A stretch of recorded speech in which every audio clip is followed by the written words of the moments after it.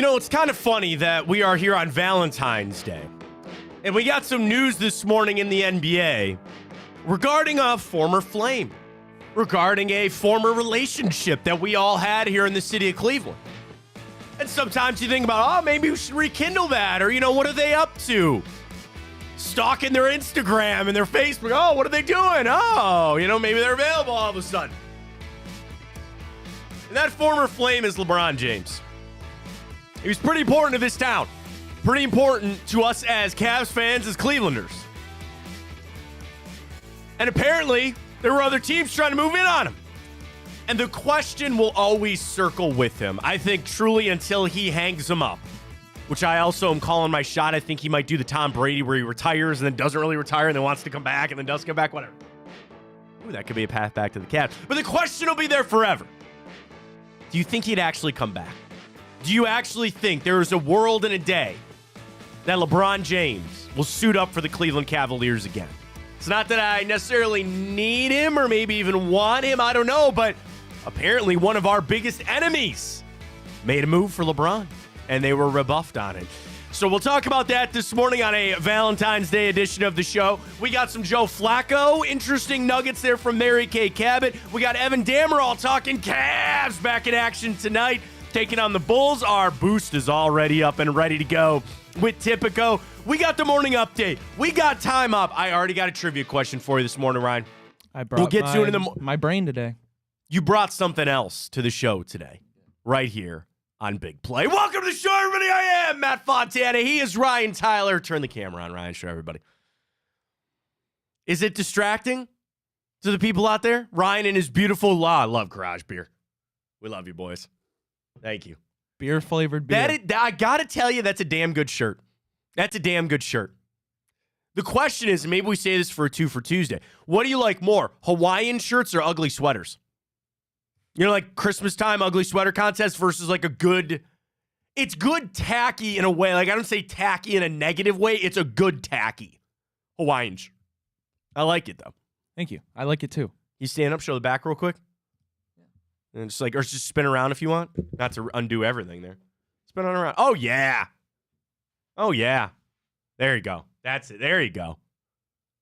Ryan needs a Valentine. Somebody do it. Come on. How are you going to deny that man with that shirt on this day? Come on now. What are we doing? It's a lonely life, man. It's a great shirt, Ryan. Thank you. You told me. You were like, dude, wait for the shirt that I'm going to wear on Wednesday. And you did not disappoint. No, I appreciate that very much, showing up for the show today. I do what I do. This is the first time for me I got to split Valentines. I got my wife and now my daughter. This is the first Valentine's Day with my daughter. So sorry to my wife. There's 2 Valentines in my world now. So it's my wife and my daughter. So very happy Valentine's Day. Ash Wednesday if you celebrate. Do you give up anything for Lent? No? No. How you think? I don't even know. No. Just not a very religious guy. That's fair enough. My wife and I, we do give things up for Lent. We need to be better about going to church. But she looked at me. She goes, should we give up sweets or going out for coffee? And I was like, sweets. I was like, don't you do that to me. And the whole point of Lent is supposed to be giving up a hard thing. It's supposed to be something that you really love. Saturday mornings, we go get our coffee with our son. Like through the week when you need, I was like, we'll give sweets up. That's fine. I can't give up the outside of the house coffee. Yeah, I couldn't go. They used to always be the thing about boomers. Like, well, just stop paying $7 for your coffee. Somebody did the math. If you gave that up even for like a coffee every day, who pays $7 for? Well, a coffee? I don't either. But like they always say, oh, you're always out there buying your Starbucks and your Dunkin'. You add up. Somebody added up all that money. You still wouldn't even have anything close to a down payment on a house because they'd always knock you. Oh, if you just gave up your coffee, you'd have enough for a down payment. No, you would not. I also wouldn't be able to get out of bed. No, so that's why we're doing sweets in the Fontana household for Lent. 40 days. It's gone. It's over. Here we are. It has not gone and over LeBron James' career, even though this is at a point that,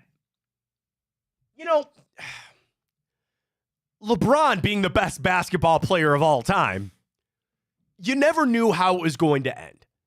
And everybody wants the walk it off on a Super Bowl, and Tom Brady probably just should have done that.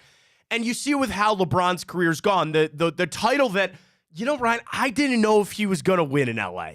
And I think people might put the asterisk on that because it was in the bubble and it was COVID, whatever. He still won another ring. The thing is, they don't seem to have any prospect of getting back there, right? At least while he's in LA. And we're talking LeBron this morning because this news dropped this morning from Adrian Wojnarowski and Ramona Shelburne. that the Warriors, which of all the teams that LeBron could go to, would the Warriors not be like last on that list? The Warriors in Boston, just from a rivalry standpoint. Maybe Toronto, I don't know, but like I would think the Warriors would be last on LeBron's list of who he wants to go play. See, but the thing is with that, Matt, I don't even think LeBron necessarily looks at the Warriors as a rival. Like, he most definitely hates the Celtics way, way more than he hates the Warriors. Maybe, yeah. Like, him and Curry are friends. You know, that's the thing.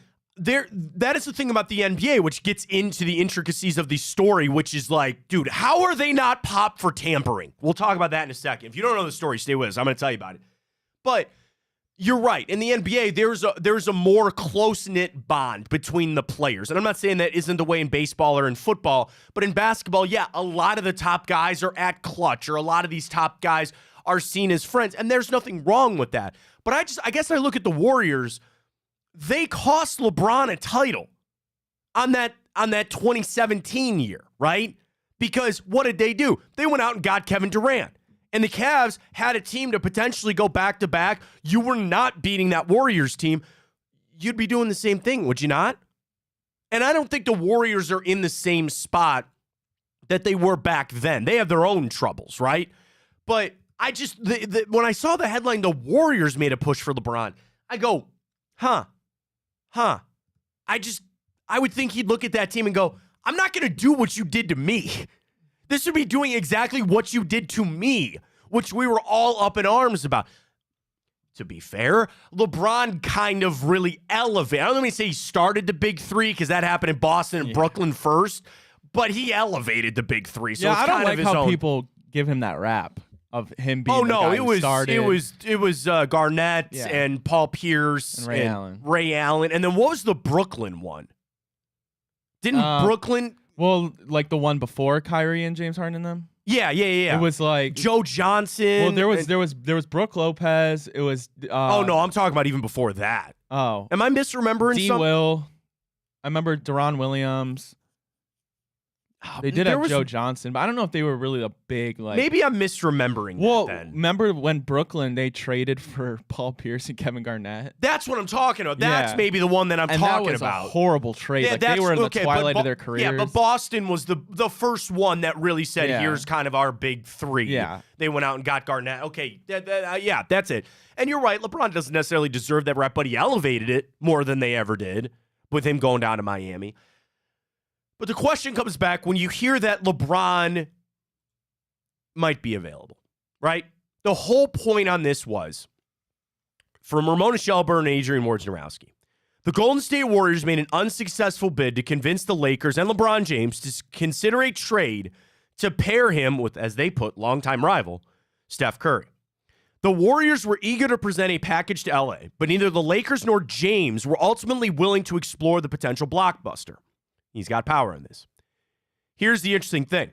Armed with the encouragement of Draymond Green, get to that in a second, Golden State owner Joe Lacob reached out to Lakers owner Jeannie Buss to inquire on whether James' apparent public frustrations could be interpreted as an opening to discuss a trade, sources tell ESPN. Buss told Lacob the Lakers have no desire to trade James, but that he would also need to seek the answer on James' state of mind from his agent, Rich Paul, CEO of Clutch Sports. He didn't want to go. They didn't want to trade him. That's fine. But, like, there is that interesting part that his time in LA might be coming to an end. Maybe we dealt with LeBron here for so long. And I guess dealt makes it sound like a negative thing. I was happy to have him here. Things you got to deal with, players you got to play. And it's the same thing that he's done. He's frustrated. He's a star player. He's going to let that be voiced. Team's got to step up. The Lakers have got to come back and say, all right, what are we going to do to make LeBron James happy, even at this point of his career? So he's frustrated, but also LeBron is so cerebral when it comes to the game. He knows more about the NBA than maybe anybody, any player ever, about the contracts and players and just how that all works, to know where he sits with the Lakers. So it comes back up that maybe he will be out. Maybe this frustration is real. Maybe he does want to leave LA. Question is, do you think he would ever come back to the Cavs? And we'll post that this morning. I believe it's already. You're sending that right now at So Matt do we Fontana want? Do we Show. want to say? Do we think? I don't know. What do you? That's like. So like, do you think he would want to come back to Cavs, or do we want to put it? Do you think he will come back to the? Do you Cavs? think LeBron James will ever come back to the Cleveland Cavaliers? Do you think LeBron will ever come back to the Cavs? It's just such an appropriate question on Valentine's Day, is it not? It's just perfect. Now it's laid out. It's perfect. Somebody's calling me during the show. I wonder who this is. It's a number I don't have, so it'll go to Is it voicemail. Bron? It's a 440 number. Is it LeBron? I don't know. Do you want me to pick it up? Yeah. Hello? Oh, how's it going? Oh, I think it's Adam Silver. Yep, we will be there. He's talking about the NBA All-Star game. Bye-bye. I didn't know Adam Silver had your number like that. I'll give you 1,000 guesses if you can tell me what that was. I heard you'll be there. Is it? It's my dog's grooming appointment for tomorrow. They just wanted to make sure we were Oh, I just got my dog groomed. Good, he's got to go tomorrow. Alvin, we have a schnoodle. His name's Alvin. I have a Cavapoo Ruby. Nice. That's a good name for a dog. Yeah, there you go. Yeah, Alvin's got an appointment tomorrow. It could have been Adam Silver. It might have been Rich Paul. Who knows? No, it was my dog's groomer. We'll be there tomorrow. Shout out to Pause and Effect in Westlake. Great place. Great dog grooming place. Anyway, back to LeBron James. The question is, do you think he'll ever come back? Do you think that he would ever come back to the Cleveland Cavaliers? Again, it's funny that this is Valentine's Day, but it sounds like there's some growing frustration out there in LA. But also, I talked about LeBron being so cerebral. I think he kind of knew, like, listen, we all have plans. We all have an idea of how our lives are going to go or how work is going to go and all that. And sometimes things change. The thing about LeBron, when he probably mapped out how the twilight of his career was going to go, he mentioned it here in Cleveland. His goal was always to be to have another star player kind of pick up some of that steam for the team, and he could always take that step back, and he could always kind of be. Now, the thing is, LeBron is playing to a level, he looks like he's 28, right? Like, he looks like he's in the prime of his career in some capacities. I know he's battling a lot of injuries now, more than ever, but he's still playing at an extremely high level. And you think about the extension of his career and how that might add some years, and to the point of, would he actually ever be able to give it up? I go back to The Dark Knight. I always love working a Dark Knight reference it. And do you remember when Rachel Dawes goes, I realize that there is a day that you will never not need Batman? There's a day that I don't know if LeBron will ever not be the number one guy on his team or never be the face of the franchise. As much as he thought it might go that way, it hasn't. And now you compile that with, like, Anthony Davis might not be quite what he thought he was. Like, that team is not, I don't think LeBron at this point believed he'd be in the situation that he's in. The Lakers aren't very good. They really aren't. They have 2 star players. They've tried so many different guys in there. It's just not worked. So from a couple different factors, I believe that it's interesting that he could be available. Now, I flip it over to have this conversation. What have we heard about the Lakers ad nauseum this past week with the trade deadline, with everything? That they're gearing up for this offseason. They want Donovan Mitchell. They want DeJounte Murray. They're trying to sell that to LeBron. They're trying to sell that to him and probably the fan base to say, hey, this offseason, we'll get you that star guy. We'll bring in that guy for you. That's still, I mean, AD is still there, but bring somebody else in to try to keep LeBron appeased there. I think the door is more open of him leaving LA. The question is, do you think he'd come back to the Cavs? And I've said this, and I'm going to say it again, and I'm going to stick to my guns. I don't think there is a snowball's chance in hell. So why not? A couple of factors. We can't forget about Bronny in this, okay? Bronny is at USC. Now, and I know he had the heart thing, and I'm so happy that seems that has been remedied and he's doing well. I mean, that's just a young person with a heart problem. That's scary. So I'm glad he's doing well. But there are some people that think maybe he needs to go back to USC another year. Then you have this ticking clock of, yeah, that's another year for LeBron to have to wait. If his number one goal is still to play alongside of his son, he's going to make a move to align with that. Now, I'm not trying to rip on Bronny, and I haven't watched a second of USC basketball this year, but it doesn't sound like he's going to be the top overall pick. Some people think he might not even be a first-round pick anymore. I don't know. So that becomes more of an availability thing of, is he attainable from that standpoint? Is that the draw to bring LeBron to where you want him to go? Or is that something the Lakers have up their sleeves? You know, we'll go out and get you DeJounte Murray. I'm shutting down the Donovan Mitchell. I didn't want to think about Donovan Mitchell going to the Lakers. So they go get DeJounte Murray, and you get Bronny. Well, of course, LeBron would stay there. The other factor is what the Cavs would have to do to make it work for LeBron. I don't think he's taking a pay cut. But yeah, he would. I don't think so. I think he would. Okay, For what? For what the hell does he need money for? I know he doesn't need money. He's got everything going. I'm just talking about the state of the league. The league hates that. The NFL hated Tom Brady for taking pay cuts because that takes money out of other guys' pockets. He can't do that. I don't think he can do that. As again, I mean, say what you want about anybody else in the league. LeBron is the most powerful player in the what NBA. Would they do? He can't do that. But why? What would they do? They're not going to veto that trade. No, they wouldn't. But I'm talking about even as a part, clutch sports, what does that say to everybody else? And I'll tell you what, I'll make you an argument here. I'm going to help your side on this, right? I'm going to flip over to your side for a second there. I don't have the colorful shirt, but I'm going to try to do it here for you. All right. He's LeBron James. He does what he wants. This is the anomaly. It's LeBron freaking James. He can do what he wants. He wants to take a pay cut to go somewhere. He can. He's afforded to do that, and he's played his career that way. He can do that. He's coming back, man. But even if he took a $20 million pay cut, Ryan, from $40 million, where are you going to come up with $20 million for him? You'd have to give up somebody. You'd have to do something. Cavs have no trade assets. And I don't think they're letting him hit free agency. They'll do a sign and trade or something. Well, so what? Next year, he still has one more year that he's controlled by the Lakers? Is that it? I thought he was done. So then why? Well, then what if he just signs free agency? They're not going to do that. What do you mean? He has a player option for next season. So he can be a free agent next year. He could be, but what I'm saying is the Lakers they're not going to let him walk. I mean, I guess they'd have to let him walk, but just for the state of the franchise, they would have to try to do a sign and trade. Would he not feel like he owes the Lakers that to do a sign and trade so they get something back for him? No. I guess the same thing. He's LeBron James. Hell no. I guess LeBron Nobody owes James, the Lakers shit. He is LeBron. He can do what he wants. Then you talk about the final thing of Cleveland. Even as a fan, and maybe LeBron feels that same way, you got your fairy tale ending. Okay? No, it ain't there yet. You didn't. I guess that would be the ultimate fairy tale. I got my championship. I don't know. Okay, that's the tough thing. If you put LeBron on this exact team next year, which again, it wouldn't be because you'd have to give somebody up, you would be the favorite to go win the NBA title. Yeah. Would you not? Absolutely. And you wouldn't look at a lot of teams and say, okay, you really can't stop these guys. Especially if you kept Mitchell. Dude. Assuming that you would have to, the Lakers would call and ask for Evan Mobley or Darius Garland. They would do it. Without a doubt. Yeah, they would certainly ask. Got to do something. I think there's too many factors going against it. I do. Then the question is, do you want him back? As a fan, would you want him back? Why would you ever not? The only way that you're going to say is because he leaves, he'll leave you in a worse place. No.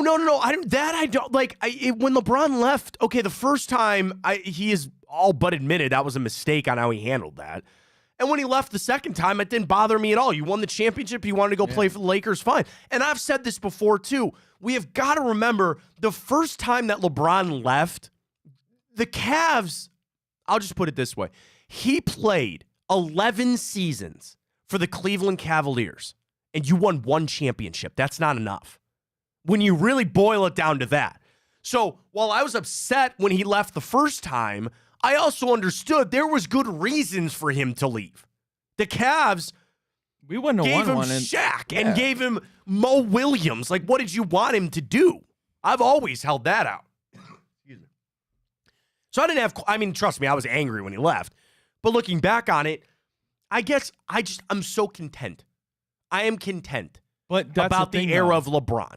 So I don't know if I really need to revisit that. But I'm good. But do you think this team can win a championship? I feel like the answer is no. The team that we have right now, could they really win a championship? And that gets into another great question. We're going to talk with Evan Damrow coming up in 10 minutes. The answer is no, which right now, do I think the Cavs are a legit championship team? I don't. I do. I think this stretch has made me realize that we can take it to almost any team.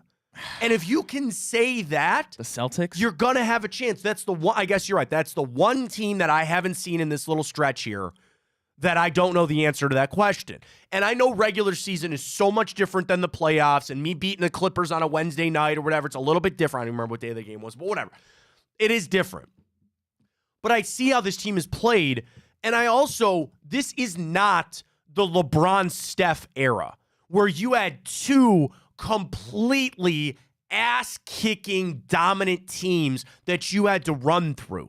This is the most open the NBA, and it has been for, I think, the past couple of years. It's the most open it's been in a decade because you had the 2010s just being dominated by only a couple of teams. I don't see that. Yes, the Celtics are very good, and the Nuggets are very good, but it is, dude, I feel like it's wide open. So when it's that, as opposed to the 2010s, all I can ask for is, can we play the top teams tough and get a couple of games in a 7-game series and see how it plays out? I feel like we can't. So therefore, I do feel like we're a championship contender. Yes. Yeah, I mean, we're a 2 seed. That's fine, Matt. But would you not say it's pretty wide open right now? But at the same time, you go just for instance, right? Go back to when LeBron was here. The Raptors, they were the 1 seed a couple times. They were the 2 seed a couple times. Were they ever really a contender? No. The answer is no, because they had to go through LeBron James. Right. And so my point is, though, with the Celtics, I'm not going to say that Jason Tatum and Jaylen Brown are on that level at all. That's not what I'm saying. But I kind of am saying that. I get right. And I would disagree with you because I don't think it's to that level. Yes, they are the team. But it's not the same. It's not the same. So in a 7-game series against the Celtics, we'd win. We might get swept. I don't think so. I do. No, I don't think so at all. No. Yeah. No. I don't think so. Yeah, I do. I'm not saying the Celtics won't be favored, and they would be. And I'm not saying the Cavs would for sure beat them, but we can get swept. Wouldn't even get gentlemen. I think there's a minimum 2-game wins there for the Cavs. Oh, yeah. Oh, yeah. Yeah. Mm-hmm. Yeah. Yeah. It made me spill my coffee out of my mouth, Matt. Don't get it on the shirt. Don't get it on the shirt. It's a good shirt. Can't get stains on that shirt, man. So, don't mess that shirt up. I guess you're more high in the Cavs right now than I am. I am, yeah. I'm very high in the Cavs. But it's and then it comes back to the question about LeBron, right? About, again, the question of do you need him? Every team in the NBA would need LeBron. I mean, every single person, every team out there would say that you need LeBron James on your team, right? But I'm also content with how the Cavs have built this up. And is there a little party that wants to see how this goes? You want to see how this team. I want to see the rest of this season of what this team has. Now, again, it's not like we're making a trade today or tomorrow or anything, but I want to see what this has played out. So can you win? Let me ask you this, Matt. And so can you win a championship with your best player being Donovan Mitchell? I believe you can. Now, the gap can't be what it was with LeBron. And I'm not talking about Kyrie and Kevin Love. Right. I'm talking about some of those years where there was a gap. So, okay, let me ask you this right now. And I don't think the gap is there. Okay, so let me ask you, what's that gap right now for the Cavs? Would you say Donovan Mitchell, Evan Mobley? No, I think Jared Allen's your second best player right now. Well, okay, right now, maybe. Right now, yes. The future of Garland getting his shot back a little bit, Mobley coming back off injury, which we got to talk with Evan about that too. We are only a few weeks into them coming back off being out for 6 weeks. I mean, that's... Yeah, I'm not nowhere I'm not trying to... By the way, we'll get to our boost. Darius is a part of our boost coming up here in a minute. But, yeah. That gap is it's not quite the fall off that LeBron had. And Donovan's not to the level of LeBron, which I know. What I'm saying is I think you have 4 guys. They're built differently, but I think they're built to the same level as the LeBron years, where they were a little more top-heavy, but I think this team has a lot more depth. They've got a lot more solid players. So, Matt, but which sometimes helps you in a series. I'm trying to think of, let's just go back the last 6, 7 years of NBA champions, okay? Yeah. So, the reason I'm going to do so last year, the Nuggets. You want me to pull up the list? Yeah, just for action. Okay, last year, the Nuggets. Nikola Jokic, top 5, arguably top 3 player in the NBA. Yes. Okay. Then who's the year before that? Just so I remember. Warriors? Warriors, yep. Steph Warriors Curry. On the year that I thought they were down and they beat the Celtics. Sure. I don't know how the hell they won that one, but they did. But it's still top 10, top 12 player all time, Steph Curry. Correct. And I would argue at that time he was still a top 5 player in the NBA. Sure. Okay, then you flip the year before that. Was that the Bucks? The Bucks, Giannis. Giannis, top 3 player in the NBA. Year before that, Lakers, LeBron. Year before that, maybe AD. Raptors, Kawhi. At that in that season, Kawhi was a top 5 player in the NBA, no doubt, maybe top 3. And then before that, you're 4 back and forth of the Warriors and the Cavs. Sure. So you Warriors, go back, you go back 7, 8 years, Matt. There's not a team that won without a top 3, top 5 player in the NBA. And is Donovan Mitchell that? So I'll tell you this. You just want the finals MVPs over the last couple of years?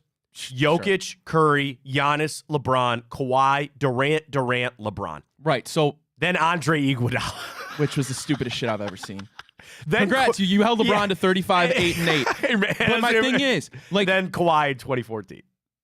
How much is that gap to you, Donovan Mitchell, to those players that we just named? I think it's close. Well, close, sure, but I think it's a little bit further than it may seem. And so that's my point: is can you really win a championship with Donovan Mitchell being your best player? I mean, I guess let's ask that question to Evan Damron coming up in just a second. You want to get to the boost quick? Do you have it? I'm not sure if it's up yet. All right, not yet. So we'll wait on that. We'll get to that coming up. I got Draymond Green was tampering. He sent a text to Rich Paul. Now, Rich Paul is his agent too, but he sent him a text about LeBron. And how are they not wrapped up in this for tampering, which I just do not understand. We'll get to that more. We're talking a little LeBron talk Cavs. Perfect time. Let's bring in Evan Damron. And we're going to start right here with the Cavs with you. Or LeBron, I should say. So I'm sure you saw it this morning. This thing that the Lakers, the Warriors, they reached out to him. You're sensing all of that. I just want to ask you the question we asked this morning. Do you think there's ever a world that LeBron James would come back to the Cavs? There's always a possibility. You never say no just because people can say they know what LeBron's doing, but I would say unless you're truly in his inner circle or a fly in the wall on his inner circle, you don't really know. But we'll see what happens with Bronny, of course. Maybe LeBron does stay true to his word and want to team up with his son, and that's his last hurrah. But at this point, the most realistic way for me to say LeBron would re-sign at the Cavs is, and there's no bad blood between any parties involved, of course. It's just it's one of those ceremonial one-day signings where he can retire officially as a Cavalier. Oh, that's what an out Evan just gave us there, because technically you're right. He would do it. That's quite the out there. Evan Damron joining us. Of course, follow him on Twitter. Am Not Evan. Down Euclid Cavs podcast there. Got you covered on all that. Down Euclid on Twitter. So we'll put the LeBron aside for a second there, Evan. Let's talk about the Cavs and where they sit right now.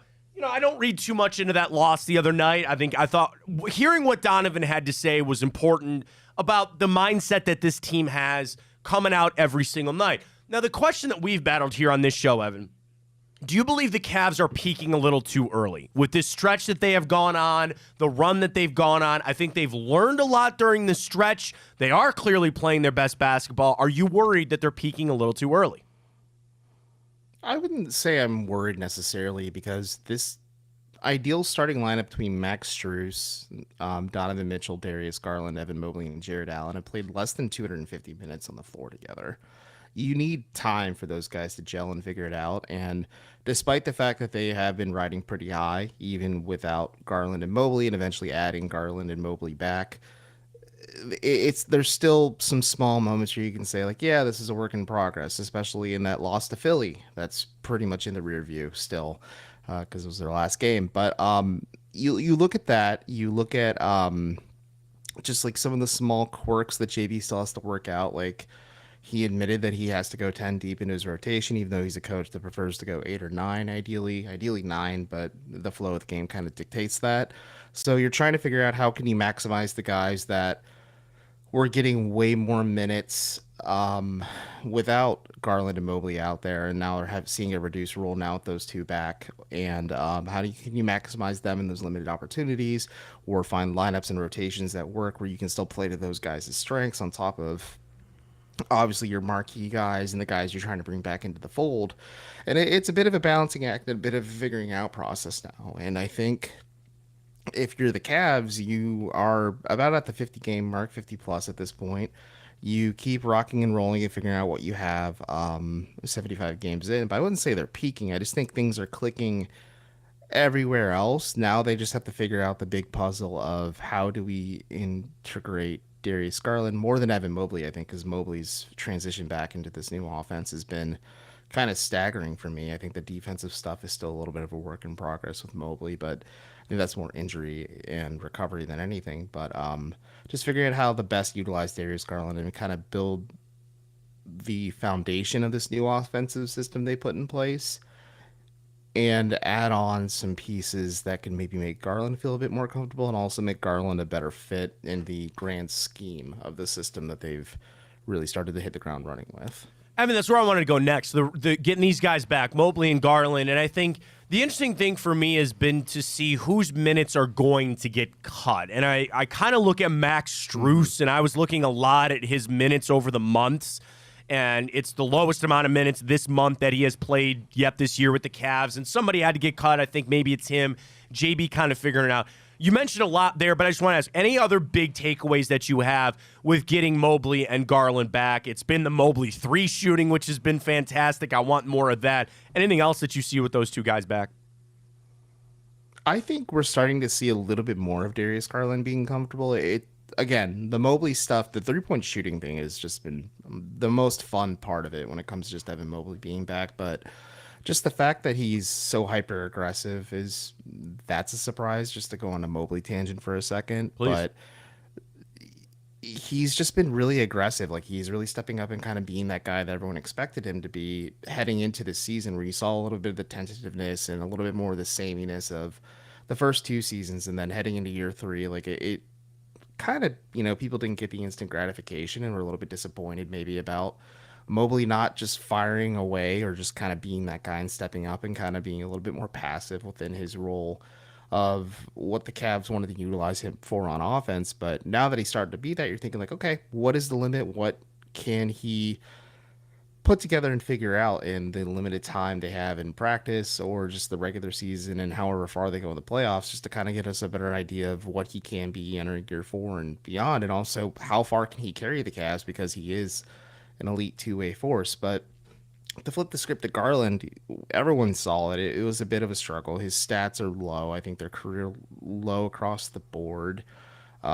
His scoring averages are lower than what he did his rookie season. So, like, that's, mildly concerning if you're looking at that. But if you even look at the game against Philly, you saw a little bit of the glimmers of the old Darius Garland, despite, the fact that he is still trying to get back into shape physically. He is still underweight after losing 12 pounds with his jaw wired shut. And he's trying to work his way back. But you saw the playmaking. You saw the fact that the Cavs have quite a bit of a pulse on offense. And I think it was really smart of JB Bickerstaff was to get him going with Donovan Mitchell, playing him exclusively off the ball to open the game. And you saw Garland have 4 points, an assist, and a steal, which isn't much, but, encouraging. And he was playing off the ball for most of that, but getting a lot of wide open looks off of the off ball actions that they want him doing, instead of him just kind of like standing there, either waiting to get the ball in the last moments of the shot clock, or to maybe try and run a play off of a reaction from what the defense is giving them.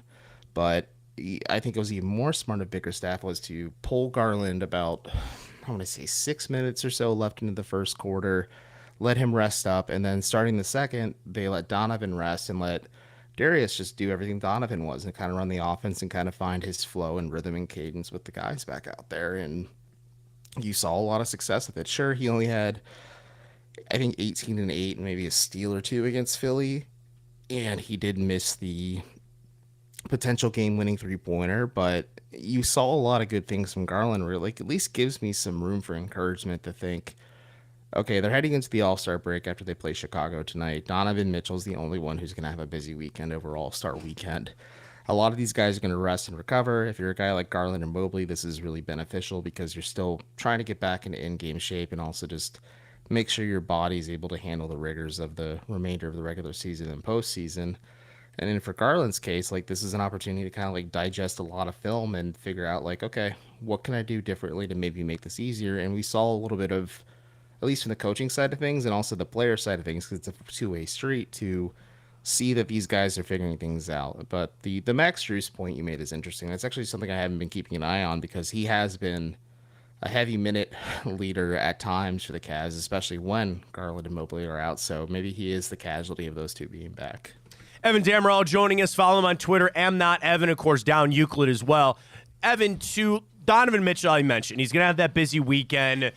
The MVP conversation's starting to come up. And listen, I think in the era where you've got Jokic, and it's going to be hard to not look at that, but like the All-NBA comes up, I guess just where do you stand with Donovan Mitchell, who last year, JB said himself, this week, I think he said, he goes, that guy should have been first-team All-NBA last year, and he's having an even better year this year, talking about Donovan Mitchell. Where do you think he stands amongst the rest of the NBA, and do you think he garners a few MVP votes?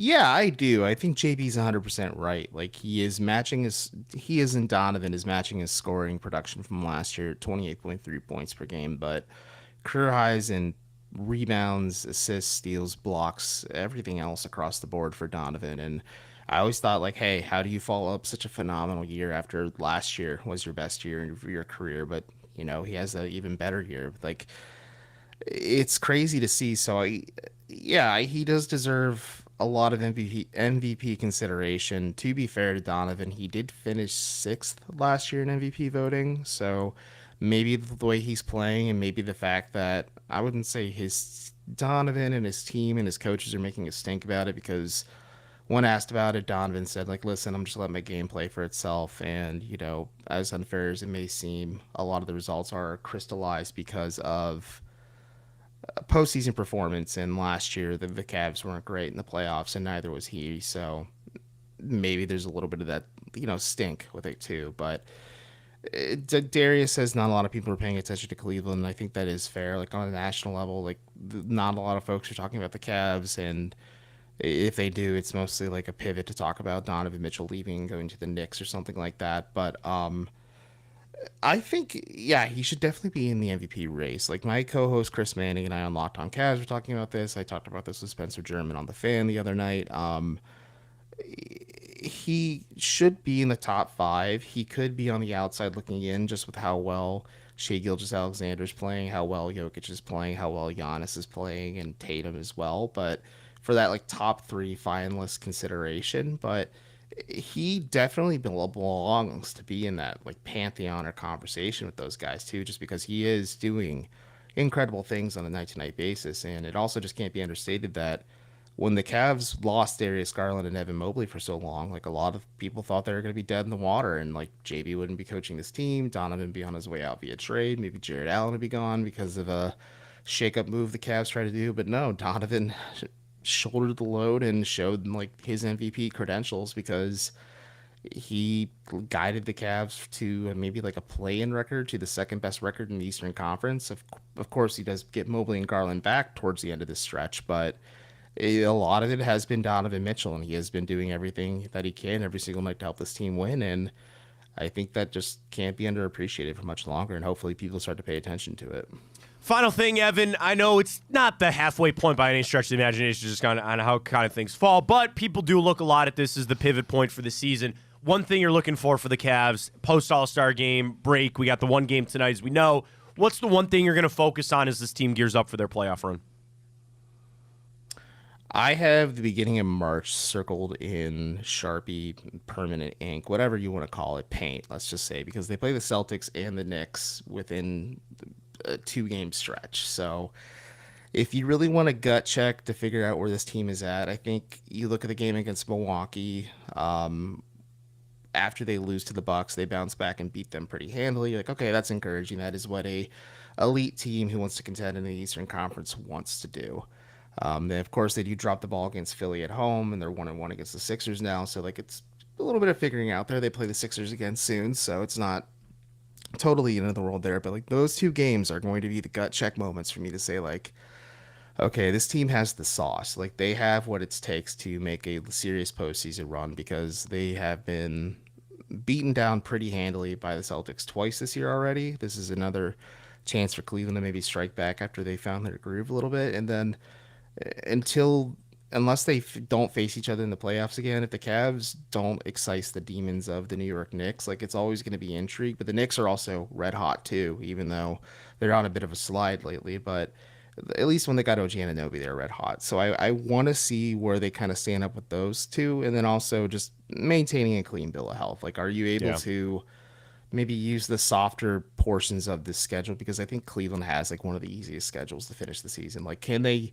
utilize some of these softer portions to afford opportunities to rest Donovan, Darius, Evan, Jarrett, especially Darius and Evan, and then lean more on the guys who have stood up in the past, like Sam Merrill, or maybe new signee Craig Porter Jr. or something like that, just to kind of like give those guys opportunities to get reps and maintain their momentum, especially if you need to call them come playoff time, and also So you don't have maybe like an unforeseen injury that just completely craters everything you built. So you lose a guy for 2-3 weeks and the playoffs roll around and they're rusty and ice cold out there, and it kind of just ruins everything you built leading up to that point. Evan, always appreciate your time, man. We'll talk to you post All-Star Weekend. Am not Evan on Twitter. Evan Damerol, of course, Down Yuka, Locked On Cavs. It's all there. Evan, appreciate it. Enjoy All-Star Weekend. East or West, by the way? We said West. We were pretty hot and heavy here on the West. Okay. I think East. All right. Okay. I'm heavier on the East. I'll be the contrarian for you guys. 363 is the over-under. I think it's got to be under. That is an obscene amount of points. Yeah, that it's especially with they ditched the Elam ending, so I don't know. They change the rules maybe every it is year. 363. It's like, do they still play to that I know score? they changed. Yeah, I don't know. I don't know. Last year it was fun when they let them pick the players, like it's a schoolyard thing. I think the Elam format where the players actually start trying because there's like financial stakes on the line makes it more interesting too. I don't know. My pitch was I this. think it'll be the East, but My pitch was this on the draft. We'll see. They should have redrafted the teams after every quarter. You should have gone back, and you could have they should have done this. Divided up 4 like individual teams basically, and 2 play in the first quarter, 2 play in the second quarter. Then you redraft everybody because, like, again, when you're out there playing in the, when we're all out there as kids, right? You're shooting around. What happens when one team wins? That team gets to stay on the court, and the guys on the sideline they get to redo another team, and they get to come out. I think that's what they should have done. That'd have been a lot more fun. Yeah, King of the Hill format would have been a lot more fun there. Right. Yeah, I like it. I don't know. There's a lot of ways you could explore it, but we'll see how it goes. I'll be the contrarian though and say the East stars just so maybe Donovan Mitchell. Maybe this is his coming out party to let everyone know he should be league MVP. Maybe he'll win that absolutely MVP. Puts the team on his back again. Yeah, maybe he'll win that MVP, Evan. Maybe he'll get that one. Appreciate Evan Damerol on Twitter. Not Evan. Enjoy the weekend, man. You too. There he goes, Evan Damerol. Appreciate it. We went the West 2.5 right on Tipico is what we did.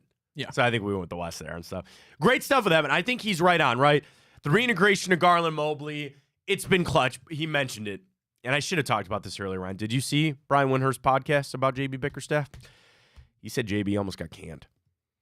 And Evan talked about JB there. So this is from Wendy's podcast earlier this week on ESPN.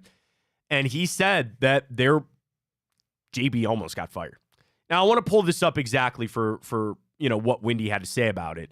And it was just more of like, I got another phone call. This one's potential spam, though, from 315. I don't know where that is. I don't know what that is. But anyway, just with how bad things were going, I'm sure that was something that the Cavs kind of made me thought about. Here's what Brian said. The guy, he almost got fired. Say what you want. They can debate about it. You can debate about the word almost, and they can deny it or whatever. JB Bickerstaff was on the hot bleep seat. And if he had a bad few days at the wrong time, he would have probably gotten fired. To rebound from that situation, to have his team playing brilliant basketball, just watch him. That's what Brian had to say on the Hoop Collective podcast earlier this week. I mean, I give the Cavs credit for weathering that storm because that's the easy thing to do. And thank goodness they didn't, right? You see how bad Doc Rivers would have been. I appreciate that they kind of held through. But, like, to go back to that, Ryan, yeah, there was that time. I think a bad loss at a bad time or a bad week, and he would have been out. And here we are through the other side, which is fantastic. But you got to give the players credit for stepping up on that, too, which is important because I think they probably felt the heat a little bit, too. And they said, hey, we got to turn this around. And they did to an nth degree to a big point. We talked a little Max Strus there and just how he might be the odd man out in this situation, which isn't. Somebody's going to have to adjust. Somebody's going to have to pivot with these guys coming back. And right now, I think it might be Max Strus that's going to have a little cut here in minutes. Yeah, I want to go back to what we were talking about a little bit before Evan came on the show. So, in your opinion, Matt, if the Cavs were to win a championship this year, wouldn't you say that based on the last 10 years of NBA Finals history, that would be kind of an anomaly? They buck the trend. Star players winning the MVP for the finals and star players going to the finals. And we've seen teams get close. We saw Jimmy Butler. Yeah. We saw Jimmy Butler. But I mean, then I guess the closest comparison you could make is that Raptors team because outside of outside of Kawhi, that Warriors team was hurt too, though, right? They were missing some. But dude, it's Steph. It's Steph Curry. like- Andrew Wiggins was an all-star that year. He was playing out of his mind. Sure, and you're right. I forgot Clay about Wiggins. wasn't Now, you're right. washed. Yeah. No, I get that. And that's where would the Cavs be sneaking up on somebody if they won the title this year? Yeah, probably. But it also, like, I put so much stock into a lot can change in a month. A lot changes from the start of the playoffs to the finals. That's a month plus of basketball, of injuries, of trends, of guys going cold. Like, there's just so much that you have to navigate to get there. And, we didn't ask it with Evan because we'll have him on again, certainly, as we start coming down the stretch here. But then it comes back to your path and which teams do you want to face early. The importance of getting those sweeps to get a team that you can 4-0 or 4-1 to get home and rest while your opponent's playing a 7-game series, and it's got to be a knockout, drag-out. All that stuff factors in. That's all major stuff. And that's where playoffs are just such a different animal. They're just so much different on how things go, and I think the Cavs are well prepared for that. I do. All right, I got to bring this up again. And we clearly have aligned Adam Silver in all this. They had better fine the Warriors and Draymond Green for tampering. I think tampering is kind of a stupid thing. It is stupid. I think it's really stupid that the NBA, correct me if I'm wrong, is the only league that has this, where you can get in trouble for speaking to, I guess the NFL, like GMs can't talk about other players, whatever, fine. So here's how it goes. We started the show talking about LeBron, where report this morning from ESPN, from Woj and Ramona Shelburne, that the Warriors tried to make a pitch to the Lakers for LeBron James. That swiftly got thrown down. Why did the Warriors even feel like they should make a pitch? It had to do with Draymond Green. And in the article this morning, it says earlier Wednesday, Green, whom Rich Paul also represents at Clutch, sent Rich Paul a text soliciting his help to convince LeBron to join him in Golden State. There is no more perfect sentence of tampering in the NBA, and they had better kick their ass for it. Whether or not I think it's a stupid rule, whether or not the NBA needs to enforce it because of trying to make it an even playing field for everybody in free agency, although we know it's not, and it's just one of the many facades in sports that free agency is truly free and everybody's got a chance. It's not that way. But if the NBA is going to keep this rule and they are going to enforce it, Ryan, there is no more of an indictment than to say Draymond Green texted the agent of another player to try to solicit his help to get him to join his team. Yes, I know Draymond is Rich Paul's client too. That is tampering to any degree. And if the NBA is going to make it a thing, they'd better find the Warriors. Gotta have a low-key respect for Draymond Green's grind. He refuses to let the Warriors dynasty die. And that's like, does LeBron say, oh man, I really want to go play with Draymond Green. Curry, come though. on now. That is like, if LeBron could pick one player to play right now, though, would you agree? If he could pick one player currently in the NBA to team up with, it's Steph Curry. 100%. No. 100%. 100%. Why? Yeah. I don't think he wants that in his legacy.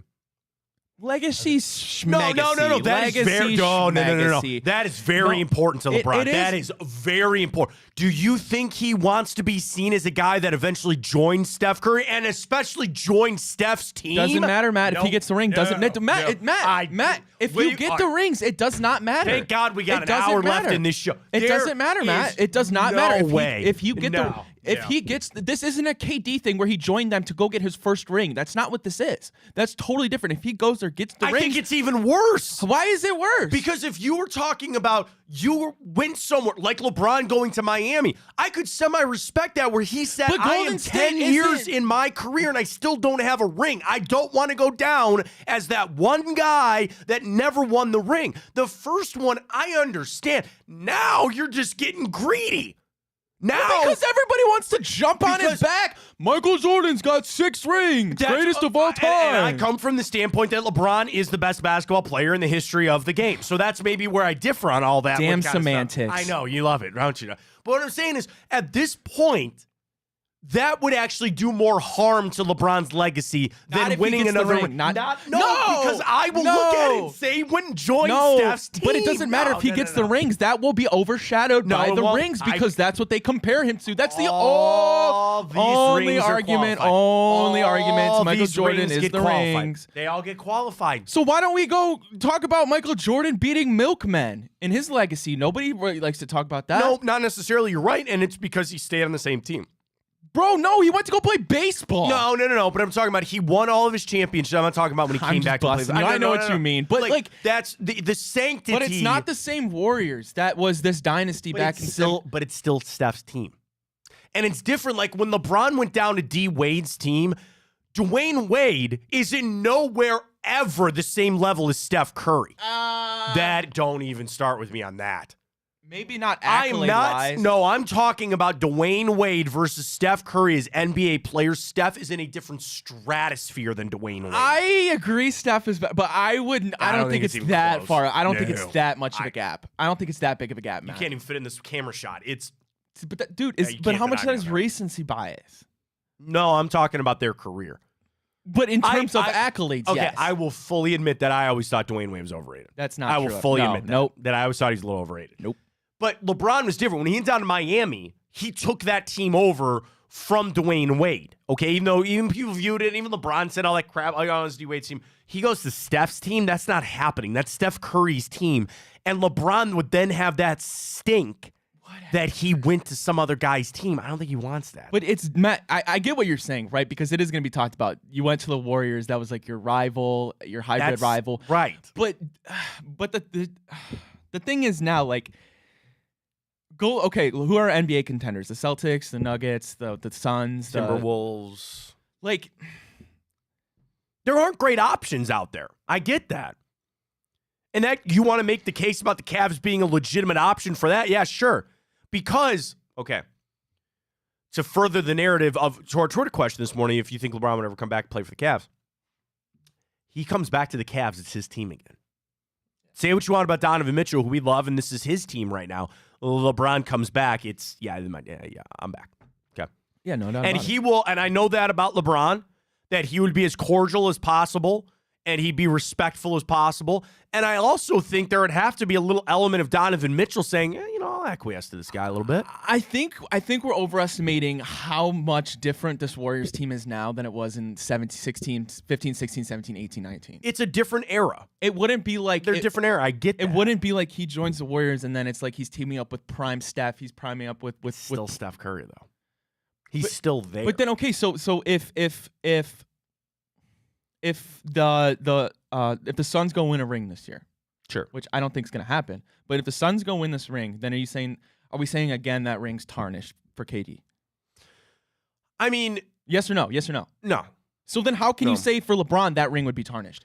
Outside of just having the smoke of he ran to the Warriors, the team that's beat him in the past. I think it's the relationship with LeBron and the Warriors. Kevin Durant never had a relationship with the Suns. But why should that really matter? Because that's a big part of his legacy. The fact that LeBron and Steph Curry, say what you want about Kyrie and Kevin Durant and everybody else that played in it, LeBron and Steph did something that will probably never be done again. I they faced each other 4 years in a row in the NBA Finals. And yes, Steph got the better of him 3-1.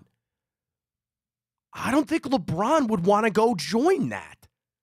I get to get another ring. Your point is that those are separate, that this is a different version of the Warriors team, and I don't see that separation. If Steph retired tomorrow, maybe we're having a different conversation. But I don't think so. So that's, I think, a number one reason. Now, to your argument, I don't think LeBron, he's in the search for a team to go win a championship, right? I agree with you on that. He is in the search for a team to go win a championship. I just don't think the Warriors are on that list. And the Warriors are maybe one of only a couple of teams, maybe Boston and maybe one other, that are on the list that would supersede winning a championship. where he wins a championship if he joined the Bucks, if he joined the Nuggets, if he went up to the Portland Trail Blazers and won a championship. That's different than if he'd have won it in Golden State or Boston. I think those are really the two teams. And those are the teams that he goes, it wouldn't even be worth it for me there. It wouldn't be worth it for me there. Now, Boston, giving out there, he could say then he won a championship for the two most legacy storied franchises in the history of the NBA. See, I think going to Boston would be worse. Yes or no? Going to Boston would be worse than Golden State. I could listen to that conversation. Boston's a better team. I don't shut it down. Boston's a better team. Sure, I don't shut that down. I'd listen to that conversation. Sure. Yeah. I don't know if I feel that way just because of how passionate I am about the Warriors thing, but I can listen to that.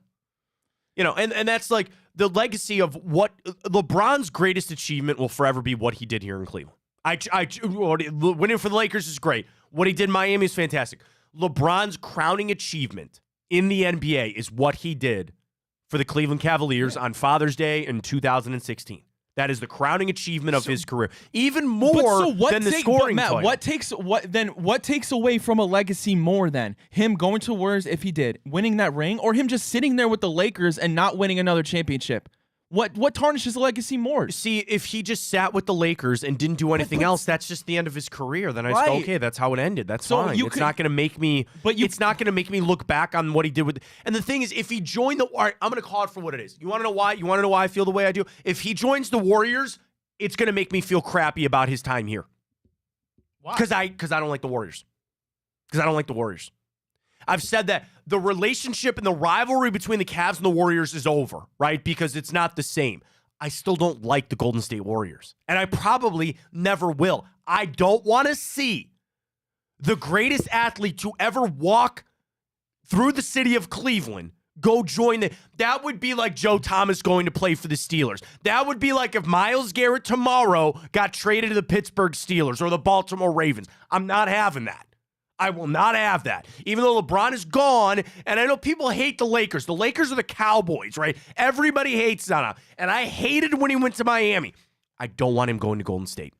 And I don't think he will. That's fine. I'm not sitting here like I want him to go to. No, I know you're not. But Matt, my whole point is why does him, if he was to go to the Warriors and win another ring, right?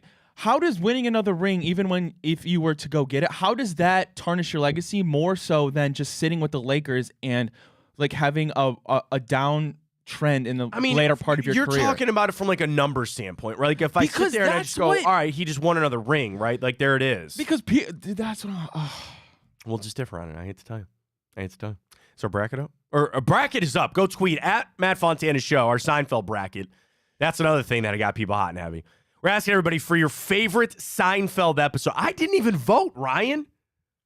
I'm going to go Festivus. I just threw it to the one seeds. Probably the Soup Nazi. Yeah, those are heavy favorites. At Matt Fontana Show, I retweeted at Matt Fontana 83. Check it out for your best Seinfeld episode. We got 2 fresh ones to go at the end of the show. We got the boost yet. We'll get it in break. Oh, I got to put it in, though. All right, we'll get it in break. We'll do it as soon as we return. We'll review our Cavs Typico boost for tonight. We'll get to that coming up. We got the morning update, including a great little trivia question for Ryan and Joe Flacco. Mary Kay Cabot caught up with him last week at the NFL Awards. What did Joe have to say about a potential return to the Cleveland Browns? We'll get to all that coming up. Folks, still going heavy here and with Big Play. Tonight, I saw your guys' tweet. You guys want questions for bonus time with Bruce Drennan? Yeah. I got to think of a good question to submit. Yeah, let me know so Bruce doesn't yell at me.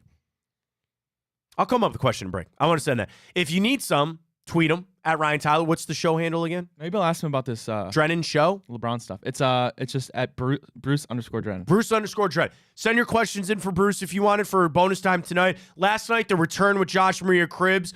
Enter the Jungle with James Rapien and crew. Talking a lot of Bengals. It's all over the place, folks. Big Play is the place to be. Follow us on Twitter. Follow us on Instagram. We're up on the YouTube channel as well for our individual stuff. Matt Fontana Show. Twitch, Instagram, Facebook, and Twitter. All the places that you need it right here with Big Play. Morning update, trivia question of the day, and Joe Flacco returning to the Browns. Would you rather have LeBron or Joe Flacco back? Shut up. Stay with us.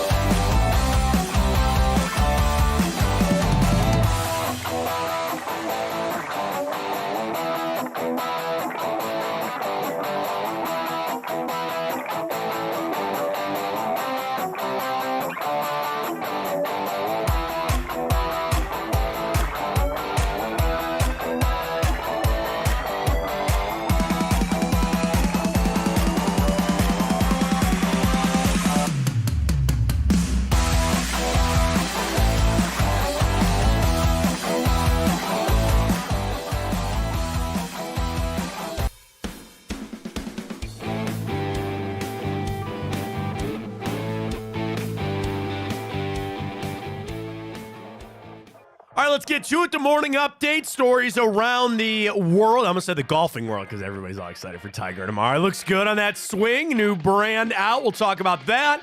I've got a trivia question for Ryan to wrap up. We got Joe Flacco discussion we'll get to as well. Coming up, Ryan, take it away. The morning update. All right, well, the LeBron Jamesless Cavaliers are back in action tonight against the Chicago Bulls. You're right. They are Jordan, a 9.5. Are they a Jordan-less? Yeah, they are a Jordan-less Bulls. What if LeBron went to the Bulls and won a ring? That would be spicy. Yeah, no Pippen there. That would be spicy. Never mind. That's not for the. Scottie Pippen's ex-wife dating or was dating. Yeah. That's weird. That's weird on her part. It's cringe. And Larsa Pippen is very attractive. I'm not saying she's not, but like,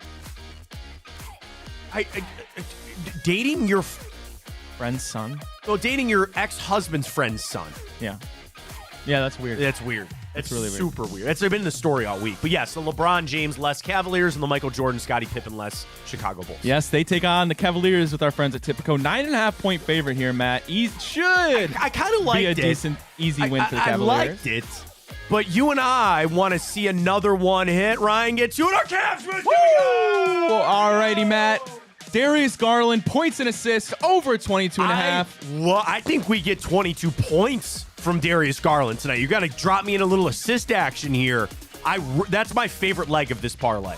Yeah, and then we went with an alternate spread. I mentioned it was 9.5, but Fair. we bumped it down a little bit. Cavaliers minus 5.5. Very manageable here for the Cavaliers, Matt. And then we'll finish it off with Jared Allen to record 10-plus rebounds again. He's been doing that in his sleep lately. Tipico boosts that up to plus 274 for us. Thank you, Tipico. Here's what you do. Download the app, Tipico. Launching it up right here, right to go. Get it out of the glare, Matt. What are you doing here? Tipico. Launch it up. Face ID. Right under Ohio. Trending. Bets. Boom. Big play. Cavs boost. I love it. $20 for me today, Ryan.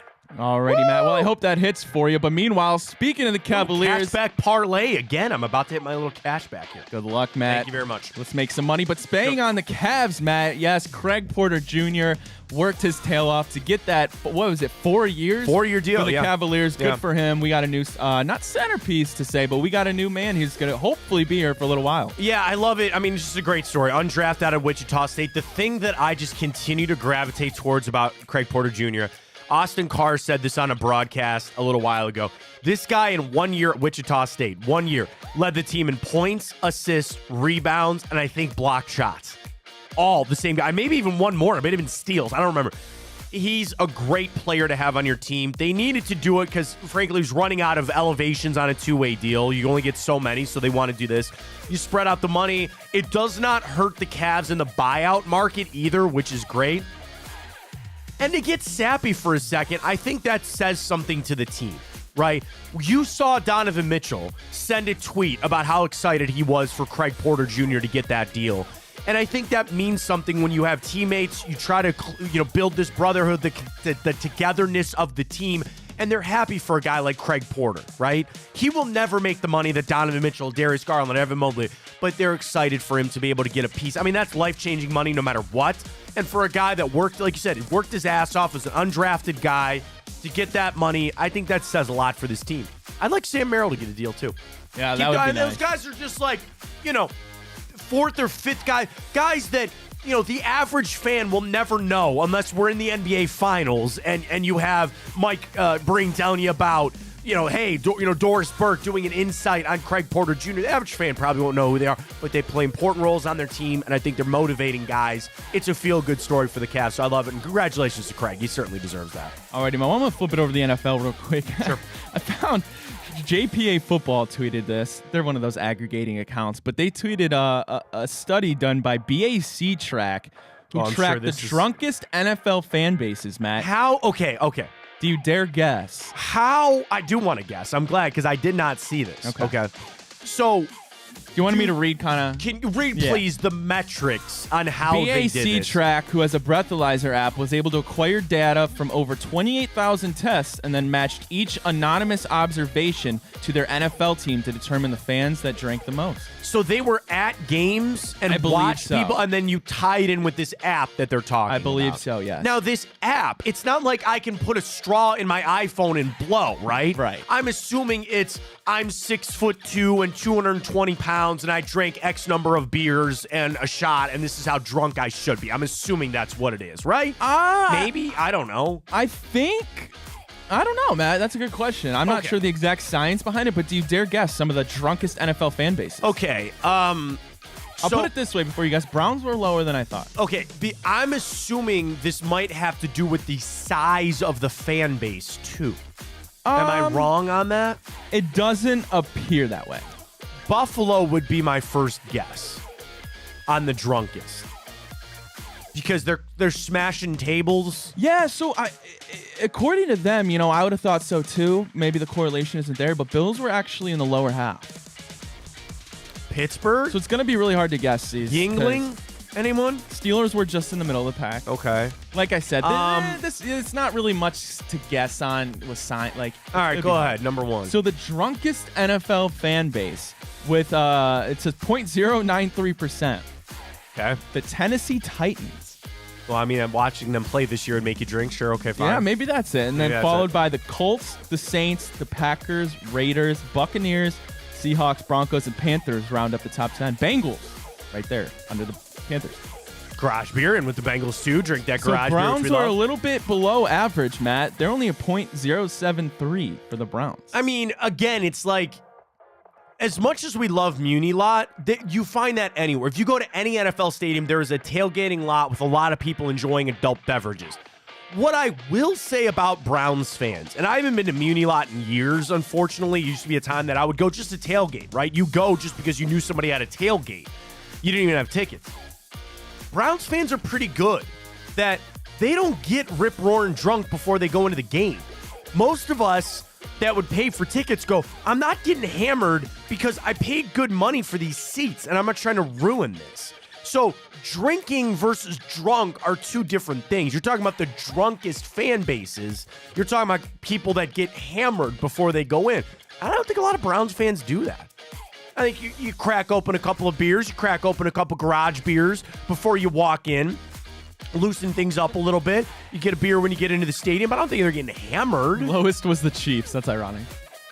Well, like, again, like I'm not saying bullcrap on that, but yeah, fine. Found it interesting. That's fine. Yeah, no, I think it's very interesting on that, but yeah. All right, hit me with the trivia, Matt. All right, here we go. So Shaq got his number retired by the Orlando Magic. So he got his number 32 retired, I think maybe last night. I don't know why. This was in the story. It was. So it was last night.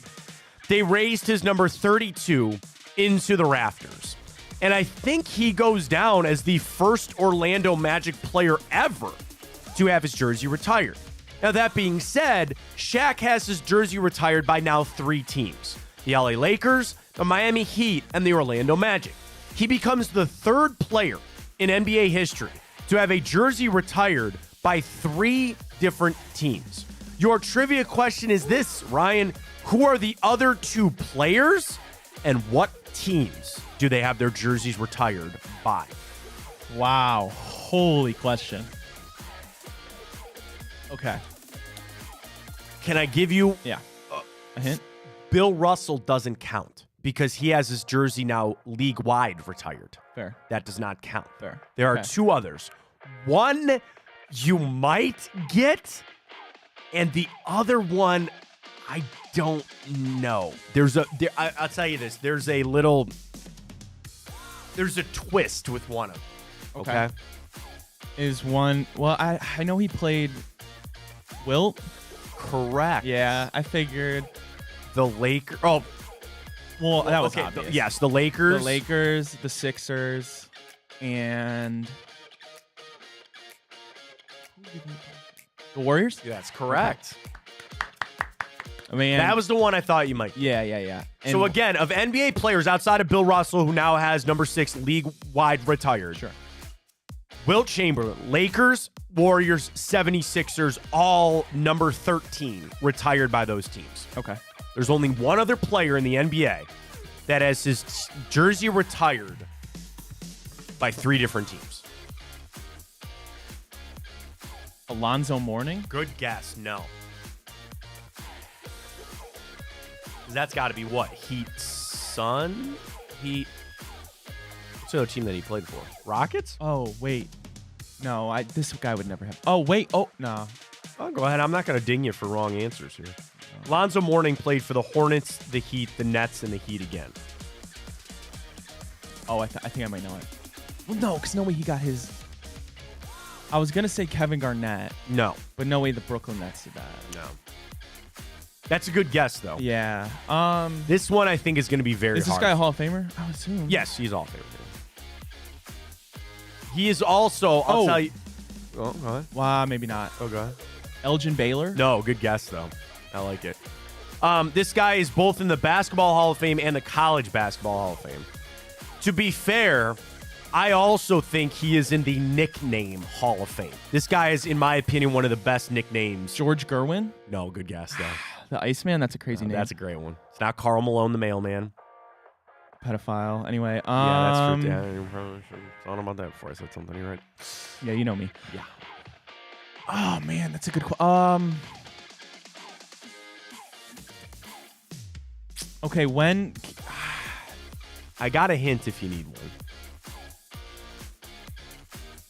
Again. Allen Iverson? No, AI is a great nickname, too.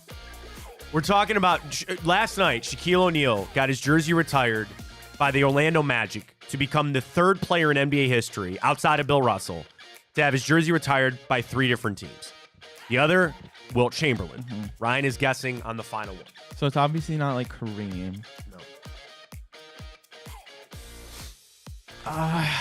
Oscar Robertson? No. You're getting closer to the era. It's not anybody that played in the 2000s or beyond. Okay. And in fact, I would dare say, I don't even think he played in the 90s. Moses Malone? No, he did not play in the 90s. Because there's another hit. No, not Moses Malone. Pete Maravich? Pistol freaking Pete Maravich. Yes! Took me more guesses than I would have liked. Unfortunately, that was a take gaffe on my part. He didn't play in the 90s. He passed away in 1980. Pistol Pete There we go. Maravich is correct. So that was the Pistons? No. Oh, he didn't play for the Pistons? No. I mean, he might have, but he... No. He did not. So here's your twist, okay? Yeah. He played for the Atlanta Hawks. Got his number 44 retired there.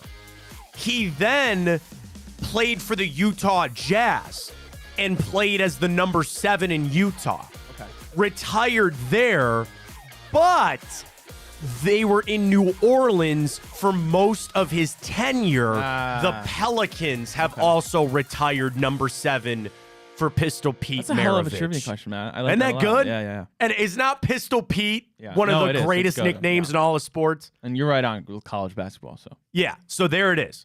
So again, Pete Maravich, 44 with the Hawks. He played with the New Orleans Jazz for a long time, for the majority of his career, number 7. Then they moved to Utah, so he got it in Utah and then also in New Orleans I like that. when they moved there as well. I love that trivia question. Pistol, of course, unfortunately passed away at the age of 40 for Pistol Pete. I think, in a pickup game, did he not? And suffered a heart attack? Oh, really? Yeah.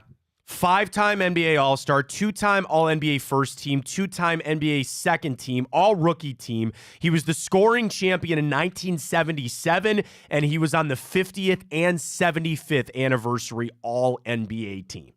Number 44 retired by the Hawks, number 7 by the Jazz and the Pelicans. He was also the National College Player of the Year in college in 1970. He was a 3-time SEC Player of the Year out of what college? Wait, I'm sorry. We're still talking about Pete? Yeah. Where did he go to college? Oh, my God. I'd give you a creepy guess, but if I went meow, Meow. Is that a cat? cat, Wildcat? tiger, Tiger? LSU? LSU's correct. Okay. He went to LSU. Pete Maravich was the 3rd overall pick in 1970 behind Bob Lanier. Rudy Tomjanovich went 2 overall in that one. All those guys in the Hall of Fame. And Dave Cowens went 4. You had the first 4 picks all made it to the Naismith Hall of Fame in that one. Wow. Matt, I got a question for you. Please. If you want to shoot it. Yeah. All right. Can you give me the top 5 NBA players with the most career playoff wins? Playoff wins? Yes. Is Pistol Pete on that list? Is that where this came from? No. Okay. I just kind of remembered this one. Okay, so obviously Bill Russell. No. What? Nope. All those championships? I guess they didn't play as long as that. Okay, fine. LeBron. And you got to think, too, because Bill Russell and them, I don't know if this is true, but I got to imagine they just swept a shit ton of teams. Yeah, they probably did, too. Well, I guess it wouldn't matter. Wins But wouldn't yeah, matter. yeah. But yeah, you're talking about games. So you're talking about the most playoff wins. Yep. Because there were less games, less teams in the back. Okay. LeBron. Is one. Steph Curry. Nope. Really? Are these all recent players? Kareem? The other 4 retired. They're all retired. Okay, so Kareem's 5. Michael. No. What? Yeah, no. I guess again, and they went quick. That was it. All right. Not Wilt. Just think about I don't want to say a dynasty. Well, they kind of were a dynasty. Not a, Kevin Durant or Kevin Garnett. I mean, no. no. Not Dream. Well, no. If not, The other 2 are a little difficult, but there's one that if you think about it, you'll be like, oh, duh. Well, dynasty, not the Bulls dynasty. I don't really. I hate to call them a dynasty, but like they won multiple championships. Not the. Well, no. Again, the old school Celtics. You didn't put in there, or they're not in there. What dynasty? Kobe. No. Shaq? No. Not that dynasty. Not the No, Lakers dynasty. no. What dynasty are you talking about? If you're talking about the Bulls in the '90s, the early 2000s Well, Lakers. that's why I said I don't know if I would label them as a dynasty, but they have won. Like they were really good then. They won multiple chips. I don't know. So the ones that you might not have got because they're really hard. For Robert Horry, that's a difficult one. That's a good one. And this one's really difficult too. The person in second, actually, you would have to know Ball, Derek Fisher. Oh, that's a damn good one, isn't it? Yeah, that's a damn good one. The dude in third, Matt, you can get. Just think of perennial playoff winners. He didn't retire too long ago. Didn't retire. It's not Carmelo. I almost jokingly want to say Kevin Love, but he's not retired. Just retired. A little bit ago. Like not Andre Iguodala. Maybe 3-4 years ago, if I'm correct. Udonis Haslem? No. That's not a horrible guess, though. No, thanks. I don't know. Think of. You're really trying to get me to get this. Think of like great trios. But again, it's not the Heat. It's not. Oh, it was the Heat. No, but Oh, they have history with the Heat, of course. This team. Think of when LeBron was on the Heat. Pistons? Think of when LeBron was on the Heat. Okay, LeBron was on the Heat. Dirk Nowitzki? I don't know. But that era's perfect. Oh man. Eastern Conference or Western Conference? Western. That does not help me. A lot of history with LeBron, this team. It's not the Warriors. No, but they were basically the antithesis. Yes, they were basically the Warriors to LeBron before the Warriors. Okay, and it wasn't the Mavs. No, you're gonna kick yourself, dude. What? Oh my god! Like you're gonna be so disappointed in yourself. It's the Western Conference team that stuck it to them all the time. You're gonna be so disappointed in yourself, Matt, if you don't get this. Oh my god! The King, not the Kings. They had a dynasty though. If it wouldn't have been for those damn Lakers, I'd loved that Kings team in the early 2000s. I'm all flustered now, man. So I'll put it this way. So the dude that I'm talking about that I want you to guess is in third, and his 2 other teammates are respectively 6th and 8th in playoff wins all time. That does not help me. It does not help me.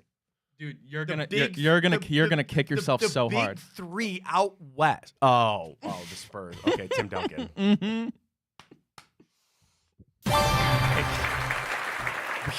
We can all go home now. Thank you very much. Tim Duncan. Yes. Manu Ginobili, Tony Parker. Okay. Big fundamental. Got it. I don't know why I was drawing a blank on that, but I was. It happens. There we go. Interesting stuff from Mary Kay Cabot this morning on Cleveland.com. She caught up with Joe Flacco last week at the NFL Awards show. And, of course, it was a great night for the Browns and winning comeback player of the year, all that kind of stuff. And Mary Kay got down and got a video and got right to it with Joe Flacco. Do you want to come back? Here's what Flacco said to Mary Kay via Cleveland.com. I'm going to take my time as always, but it was one of the best experiences of my life. I love it there. So definitely want to come back. Likewise, according to Mary Kay, the Browns are open to re-signing the 16-year veteran who they initially signed to their practice squad. They'll explore other veteran quarterback options, including former Browns Jacoby Brissett and Josh Dobbs, but had a positive experience with Flacco that an extension will be explored even before he becomes a free agent on March 13th. This goes back to Andrew Berry's post-season press conference. We'd absolutely love to have Joe back. He's a good quarterback, but I guess maybe a little bit similar to Jacoby last year. It depends, right? I want to bring back all of our good players, but there are constraints to that. I'm really kind of both sides of the aisle, but we'd have no problem in bringing Joe back. The biggest conundrum in this is, will another team come calling for Joe Flacco to be their starting bridge quarterback for a little while, maybe give him some more money? I don't know. But again, from Mary Kay, the Browns are open to re-signing the 16-year veteran. And had such a positive experience that an extension will be explored before he becomes a free agent on March 13th. Now, here's the interesting part. The Browns could sign Joe Flacco tomorrow, right? Because he is still under contract until March 13th. Every player outside of like some guys that have gotten cut, like Mitch Trubisky, to give him a head start and all that kind of stuff, you can go sign Joe Flacco to an extension right now. Would you want to do that? And I think I've conditioned myself to say no, right? And my biggest reason, it's Deshaun Watson, the looking over the shoulder, he's here. But I got to tell you, a position that I maybe have softened a little bit on is this. The fact that I got so boxed in to Joe Flacco doesn't do what Deshaun Watson does. And you want a similar group of quarterbacks, right? So you're running a scheme, you're running a system, and they can all do it. Well, Ryan, did last year not prove to us that while you don't want to have to do this, you can flip on a dime? The Browns, in a month, flipped things around and went to Joe Flacco. And I think there's an element of comfortability. You say, all right, well, we did that once. We can maybe do that again, knowing that you hope that you don't have to mess with that. Deshaun Watson starts 17 games and we go to the playoffs. That's your hope. But to have the comfortability for comfortability's sake, to have the guy, all right, we already did with him once. And one of the detractors, for me at least, would have been, okay, he doesn't run this system. Well, the Browns can come back and say, dude, look what we did last year. Don't worry about that. We'll get that figured out. I'm thinking more about it than I have. I still say no. I still think the two factors of he could go somewhere else, although I know he loved it here, to play, the element of Watson and this being his team, but I also think your plan is to not play your backup quarterback. Don't waste Joe Flacco here. Yeah. I'm thinking it more, but I still don't think it. I'm entertaining it more. It's gonna be impossible to not think about what Joe Flacco did last year, and if things go bad and Deshaun doesn't get, people hate that we called him broken, doesn't get fixed. The Browns are never, ever gonna bench Deshaun Watson for bad quarterback play. Like I would agree with that. That's not gonna happen. Okay, not this season anyway. But right. Yes, so that's not gonna happen ever. Right. So then, just knowing that Joe Flacco's there, and if you think it's a lot of drama, you don't know if you want. Like you are Ryan. No matter what, if they sign him, you are signing up for drama.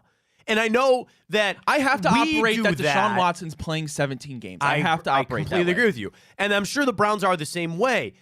But that's not necessarily the case. And it comes back to what Andrew Berry said. We want to re-sign good players. Well, Joe Flacco is a really good player for you. And it proves that, again, they can flip. The drama is here. The drama is here and here, right? It's not out there at 76 Lou Groza Boulevard. It's not at the new stadium they're putting up in Brook Park. Okay, the drama, allegedly. It's all about here. And they got to have some strength in that building to say, we don't really care what we talk about, what the fans say. We're strong in this building about it. I don't know if you can go back to that well. I think you squeezed all the juice out of there that you could. And the thing is, fans, as rational as we can also be extremely unrational. Yeah. And they will think that a couple of bad games from Deshaun Watson, you throw Joe Flacco when you're getting 350 yards and 4 touchdowns, like that's just, they can't help themselves, right? And you're 1,000% right. For the better or for the worse, the Browns need Deshaun Watson to play 17 games this year, because this is a whole factor that we haven't talked about. Well, I take that back. We've talked about it because we talked about it and obviously about Deshaun Watson. I don't know about Deshaun Watson. That's why when I hear people try to give me a ironclad statement on Deshaun Watson, I say you're full of crap. Because if you want to tell me that he is still elite, you're full of crap. You want to tell me he's washed up, you're full of crap. Because there is no way to actually know. There is no way for us to actually be able to ascertain if Deshaun Watson is good or bad. So the Browns have got to operate that he's still going to be good. But you want to know what? Maybe more than anything they need, Ryan, to find that out. How do you do that? You play 17 games. You put pieces around him to help, and you play this thing out, and at the end of the season, we will have our answer. I'll tell you this. You want a guarantee? Not many guarantees in life. I'll give you one. You have Deshaun Watson play 17 games this year, I guarantee you'll have your answer on him. Might not be the answer you want, but you'll have your answer. So you need to get to that. You need to play that 17. So from that mindset, what do you need Joe Flacco for? And I guess you could throw it away to say, well, what do you need about any backup quarterback? Yeah, they can go get Josh Dobbs back. Oh, same thing, all that drama and all that kind of stuff, which worked out because you got Joe Flacco. That also brings up the point, like, I'm kind of just piggybacking off what you said. Like, if Joe Flacco... Can I read you one other thing from Joe before you go? Yeah. He said to Mary Kay, in the media room, I guess, I'm not riding off into the sunset. It's not my style. I don't care how ugly it gets. I want to be playing until maybe it does get ugly. I want to be drug off the field. I don't know if that had anything to do with where you were going. I didn't mean to cut you off. No, you're talking good. about Flacco. I'm just saying if I'm sorry, but we're not winning a Super Bowl with Joe Flacco. Like, it was fun while it lasted. I'm operating as I don't think we can win a Super Bowl with Joe Flacco at the helm. Okay, sure. And that's not a diss at Joe Flacco. It's the fact that he's a backup quarterback, and teams simply outside of Nick Foles, magic year, but again, teams don't win with backup quarterbacks. Did Carson Wentz shoulder the load for most of that year? Was in the running to win the MVP until he tore his ACL? Yes. And so what I'm saying is, knowing that we're not going to win a Super Bowl if Joe Flacco is our quarterback. Maybe that's unfair to me to say, but I don't think that's a reality. So that being said, why invite this potential, and I keyword potential, I'm not saying it's going to happen, but potential drama there. If the end goal can't be achieved, why even bother with that? Well, and also what could be, and I'm getting really down and deep into this, what could be a potential miss on a support for Deshaun Watson? Because I'm not saying that Joe Flacco, and maybe this is why would he be able to help Deshaun Watson? Sure. And that's the same thing. I guess I'm just putting on that. I think Jacoby Brissett could help Deshaun Watson a lot. I don't know. And again, maybe I'm discrediting Flacco, but to have a guy in that room, because that's another piece that I think you sorely need. I think that's something that when the Browns, as they approached this season with that backup quarterback position, I think they missed on that. And it's not that Deshaun Watson is a rookie, but I look at young quarterbacks, and the best thing that you could ever do, if you start them right away, give them a veteran guy that's in that room that you could say, this is how I did things, or these are the throws because I was in there, I played it. You need to view Deshaun Watson almost as a rookie quarterback, and they need to bring somebody in, and maybe it is Joe Flacco, and maybe that's the reason they're having these conversations, to sit down with Deshaun Watson and say, this is how I view it. Now, your comeback is Ken Dorsey is a former quarterback. Alex Van Pelt, when he was here working with Baker and working with Deshaun Watson, he is a former NFL quarterback. Maybe that's a little bit of that bridge gap that I'm talking about here. But I'd like them to bring in a true bona fide backup guy. I don't plan on playing. I'll prepare like I'm going to play, and my job is to sit here and be an asset to Deshaun Watson to help him decipher this kind of stuff. And again, it comes back to 17 games. He plays, you're going to have your answer. Yeah. And I'd love to be able to have, frankly, all the information. You play 17 games. You're sitting down. I don't even know how it goes, right? But let's play it out that Deshaun Watson's play just didn't knock us over the head and said he's the star, he's an elite guy, we're all good. Let's say it's somewhere in the middle, right? And he had an all right year. Maybe we back our way into the playoffs. I'm going to that backup quarterback, and I'm going to sit down in a room and go, lay it out for me, man. What'd you see? What did you think? And it might be hard because sometimes they got to talk, but it's like any job out there. Whatever you do, you have peers that do the job. And if you're a veteran person at your job, sometimes that guy's not going to make it. That lady over there, she's not really good at this. Like I see, or vice versa. No. I know the numbers might not be there, but this person's a star. They're going to be good at what they can do. I can see it. I can feel it. I'd love that information because one of the flips, and maybe this is for the better or not, should we start viewing Deshaun Watson as a true rookie quarterback this year? You can't do that because you paid him all the money and you gave him all the draft picks. But I am going to start this season, and I maybe I need to take this tact right now. I am starting this season complete clean slate. I don't want to hear about the good things he did in Houston. I don't want to hear about the bad play that he had here with the Browns. I'm talking about his play on the field, clean slate. But I still have high expectations. That's tough world living. This year, no matter what, for me, and I think for the Cleveland Browns, we'll tell the story on Deshaun Watson. It's going to tell you how it goes. So you need to put every piece in place that you can to help him out. If Joe Flacco is one of those pieces, you got to bring him back. If they feel like Deshaun Watson needs a piece like Joe Flacco to bounce ideas off of, to have there, or, okay, you want to get into another conversation? I'm so sorry. My mustache is so itchy. Dry air. You want to get into an awkward conversation a little bit, other than my mustache? So bad. What if you need somebody to push Deshaun Watson? Deshaun Watson, since he arrived to the Cleveland Browns, has been handed the keys, right? I get what you're saying, but I would why not bring a guy in to shake it up a little bit? And I totally agree with your point that could help. But now I'm thinking Flacco more. I never thought Flacco as much to this point. You bring him in here and say, contract and draft picks, be damned. You don't play well, we're going to this guy right here. Yeah, that's fine. And I agree with you. That could help.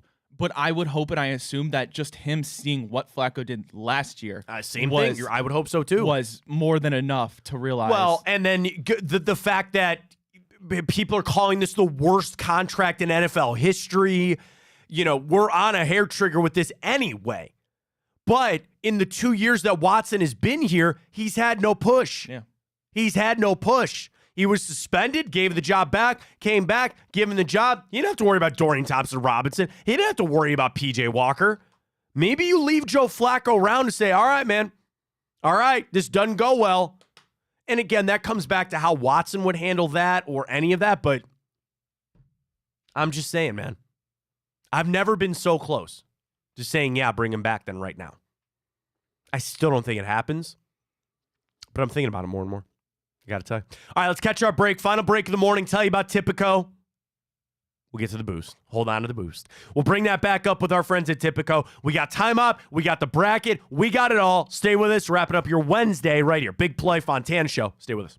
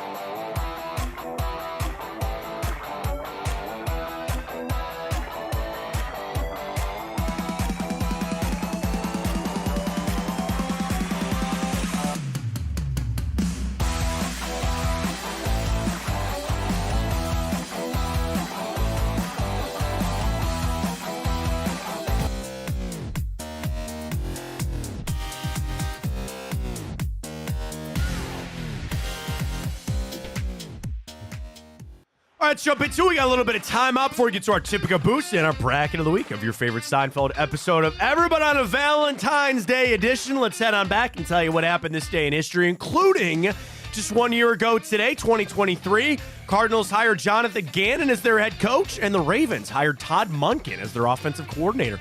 Monken really turned things around there for the Ravens this year. Gannon, I think those were both successful hires.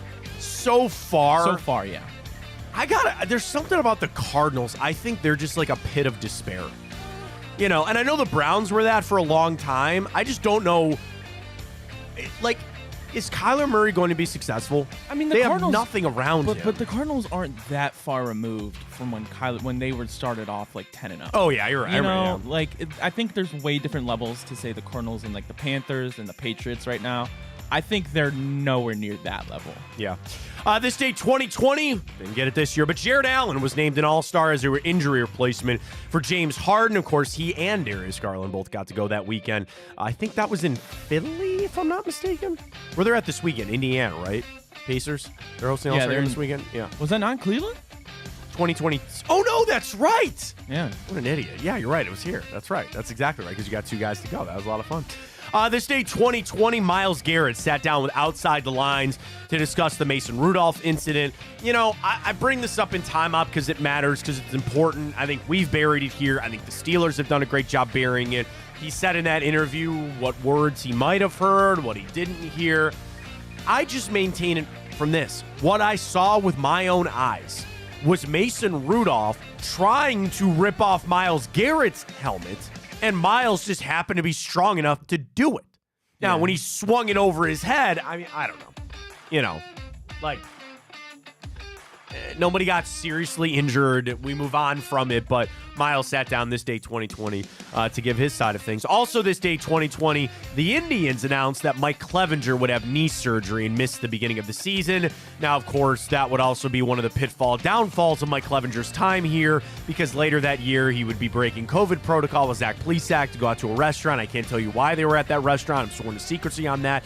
They broke COVID protocols, and eventually both those guys found their way off this team. Plesac, what a fall, man. Yeah. Like, last year, people were like, oh, man, watch out for Zach Plesac. Was he DFA'd by May? Yeah, he was in June. Ducks, yeah. Yeah, so. I thought Clevenger was really good. I really thought Mike Clevenger was going to be something. Just another weirdo. He's kind of out there. He's got big beef with Reflog. For what? I don't know. I think Reflog made a meme of him or something. Oh, I'm sure he did, yeah. And it sounds like his personal life, Clevenger's not the most upsetting guy, whatever, but I thought he was a damn good pitcher. This day, 2017, listen, I will expose myself for bad takes that I've had in the past. I don't run from that. Mike Mayock, draft rankings for the 2017 NFL Draft. Now, I want to pull up the draft to remind everybody who went in this draft. So 2017 first overall pick. Myles Garrett. Who are the other quarterbacks in that draft? Mitch Trubisky. Went to the Bears. Right? What? Yeah. Oh, okay. Sorry. I thought I didn't know. Yeah. He went to 10. Mitch Trubisky. What year? Oh, Patrick Mahomes. Deshaun Watson goes 12. Yeah. Deshaun Kaiser, Josh Dobbs was a 4th round pick. Chad Kelly was in that draft. All that. Mike Mayock's draft rankings. He said Deshaun Kaiser was the best quarterback in that draft, ahead of Patrick Mahomes and Deshaun Watson. Now, again, it's like such revisionist history, because there was no question that Mitch Trubisky was the number 1 quarterback. And there was serious debate in this town. It was a short debate, and they made the right decision about Myles Garrett versus Mitch Trubisky. But the fact that, dude, I read articles that year that said Patrick Mahomes really needed to go back to school. Yeah. And granted, he sat for a little while in Kansas City. Look at him now. Here's your trivia question of all trivia questions. Who traded Kansas City the pick for them to take Patrick Mahomes? They did not own the 10th pick. Oh, really? They traded to go get that pick and draft him. Who gave up that pick? The Niners? No. The Niners gave the Bears the pick for Trubisky. Okay. That might be what you're thinking of. This team gave the 10th overall pick to Kansas City in exchange for 27 and a 3rd rounder, 91, and then a 1st rounder in 2018. Buffalo Oh. Buffalo gave that up. Now, the 2018 draft, that Buffalo got that pick from Kansas City. I want to see. The Buffalo then traded it to Baltimore, who then traded it to Tennessee, and they took Rashaan Evans, a linebacker, for that. Who did Buffalo take in the first round? Josh Allen. No, I'm sorry, with their other pick in that draft. 27th overall, they took Tre'Davious White. Oh, that worked out. So they gave up kind of Patrick Mahomes for Tre'Davious White, and then a pick that they ended up I guess it had to have probably leaked to Josh Allen eventually. Yeah. Through like the web and all that kind of stuff. But that's what happened as far as rankings, let's say 2017. This day, 2005, a group of friends registered a website after they went online to try to find the Janet Jackson Super Bowl video. Yeah, YouTube. They couldn't find it and realized there's no place online to search for videos, and they created a streaming platform we are on at this very moment. YouTube registered this day, 2005. This day, 1876, Alexander Graham Bell patented the telephone. You don't even call anybody anymore. It's where we're at today. And then this day, 270. Not 1920. No, this day, 270. Saint Valentine, a holy priest, was said to have been executed. Under the rule of Claudius the Cruel, Rome was entrenched in war, and many men skipped the army by getting married. So Claudius then outlawed all engagements and weddings to be able to supply the army, but Saint Valentine continued to perform them. He was founded and then executed for his services, which we now have Saint Valentine's Day for it. Didn't know it had quite that bloody of a history there, did you? Well, Matt, a lot of things do. What's your favorite thing? Okay, never mind. What? Favorite thing to get on a Valentine's Day is chocolate. All right, we move on there. Very happy birthday goes out to Jim Kelly, Drew Bledsoe, R.I.P. Steve Air McNair celebrating a birthday. Former Browns first overall pick Courtney Brown, Rip Hamilton, former Indians pitcher Tyler Clippard, Jadeveon Clowney, Mac Wilson, and Frederick Douglass, all celebrating birthdays today. All right, you ready to go? I have 4 movies for you today. I'm kind of thinking you're going to go 4 for 4 today. Of course I am. Okay. We start all the way back in 2003, Young Ryan. This movie was one of what we thought would be the beginning of the Marvel Cinematic Universe. It is not Blade. Blade was also out during this time. But this was a movie that came out this day, 2003, that really kind of began the Marvel Cinematic Universe. It's not The Incredible Hulk? No.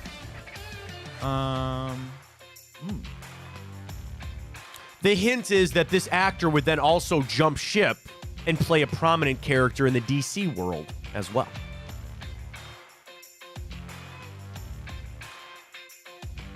Two of the stars of this movie ended up getting married, and unfortunately are no longer together.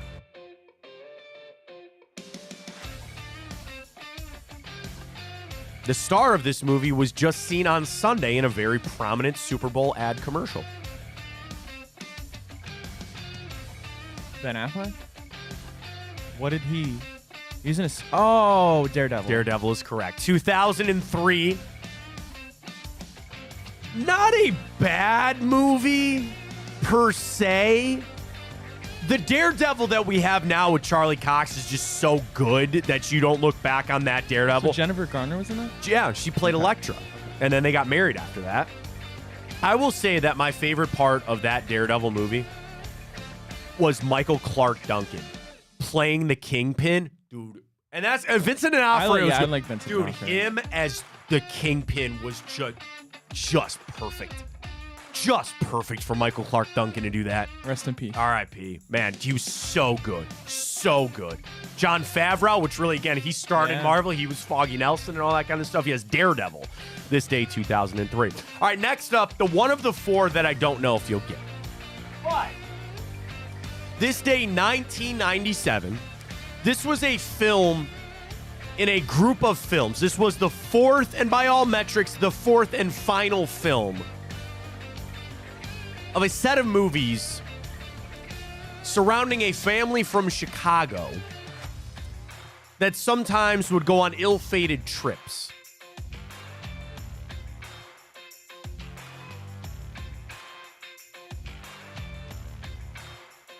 They have a crazy cousin that somehow always shows up on these trips. A crazy cousin. Again, a family from Chicago that goes on some ill-fated trips. Oh. Is it National Lampoon? Yes. But I don't. This is the fourth and final one. I don't know if you've seen it. I doubt. So there's National Lampoon's Vacation, the OG. Yeah. There was European Vacation, which was just ass. Okay. Then there was Christmas Vacation that everybody loved. And then they made one more that came out this day in 1997. Does it have house in the title or something? No. I don't know. Vegas Vacation. Yeah, I wouldn't have known that. I've seen it. It's not bad, but they go to Las Vegas, and Okay. Clark's wife falls in love with Wayne Newton. His son becomes an illegal gambler, like all that other kind of stuff. So Vegas Vacation, this day, 1997. I don't know if you're going to get that. Was kind of an iffy one. All right, you should get these last two. We start this day, 1992. Two friends that have a cable access television show and enjoy the musical stylings of Queen. Wait, this is a show or movie? Movie. Wayne's World? Wayne's World is correct, yes. This day, 1992. I was going to say SNL skit, and we talked about that before, the best SNL movie that got made, but Wayne's World is this day, 1992. All right, final one. This day, 1991. This is not a movie that I would have ever expected to be put out on Valentine's Day, but here we are. It was our introduction to one of the more famous horror movie characters in history. These started as novels, they were made into movies, and it has spawned many sequels.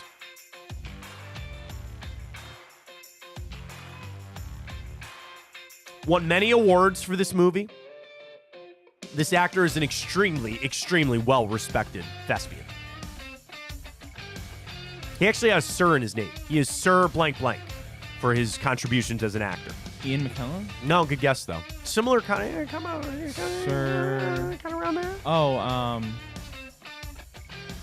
Patrick Stewart? No, good guess. Sir.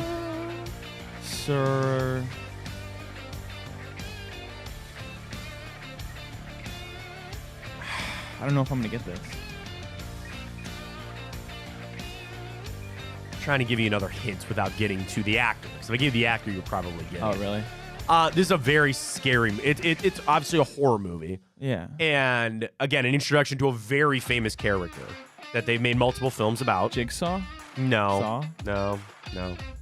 This is way early. This is 91.